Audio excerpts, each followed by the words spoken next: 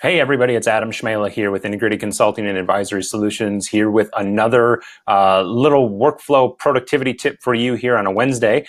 Today what I want to talk about is how to call an audible in the middle of a workflow once it's assigned to a specific contact record. So if you remember, when you have your templates in Redtail and you assign a workflow to a contact record, what you're basically doing is taking an exact copy, an exact replica of the template in your CRM and attaching it to that contact record. But sometimes things happen where you need to kind of call an audible or make a sudden change in the workflow, but you're kind of in it already and you don't really want to mess up what you've already created.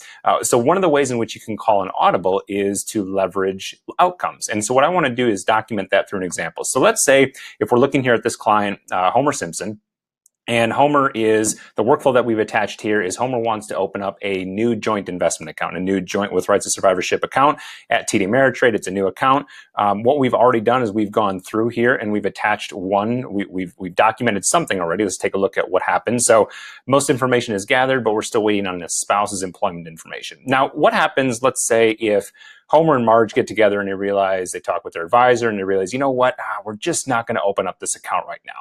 But from a compliance standpoint and just from a documentation standpoint, you still want to have record of what's happened.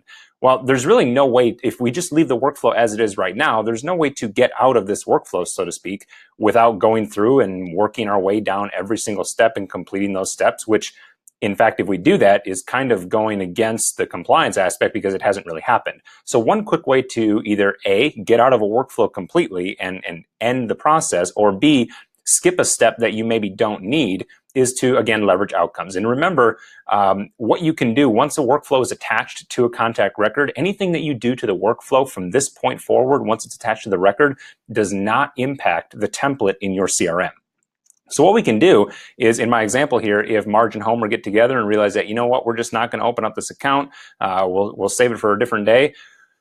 Excuse me, what the advisor or what the staff can do is come in here, create a new outcome, and say something along the lines just to basically get us to the outcome that we desire. An important thing to understand in the context of how outcomes are phrased, the result of the step that you're on is not near as important as the next step in the process, or what you want the ultimate outcome, I guess pun intended, of that specific step. So here what we can do is we can just kind of say something of decided not to move forward. Okay, so we could say whatever we wanted here. We could say easy out. We could say called it audible, right? It doesn't really matter what we put here, the name of the outcome, but what's more important is what we want the end result to be. Now, in my example, I said we want to complete the workflow. So I go ahead and I create that outcome.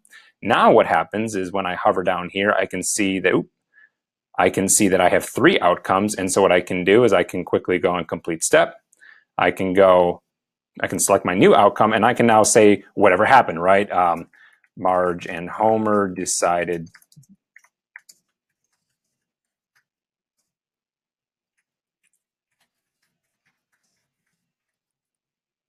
let's say next year, right? We don't want this workflow staying open for an extended period of time. If I could type here, there. So what we do is we complete the step.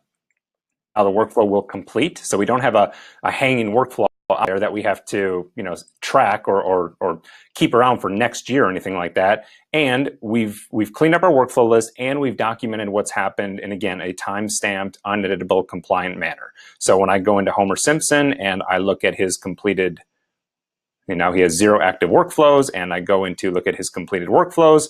There I can see the completed workflow, I can drill in, and that will live in this contact record. So hopefully that gives you a little bit of an idea as to how you can manipulate and customize workflows, specifically using the outcome function of workflows to kind of get you out of the classic template version of the workflow that you have. So again, hope you enjoyed that tip, and thanks for watching.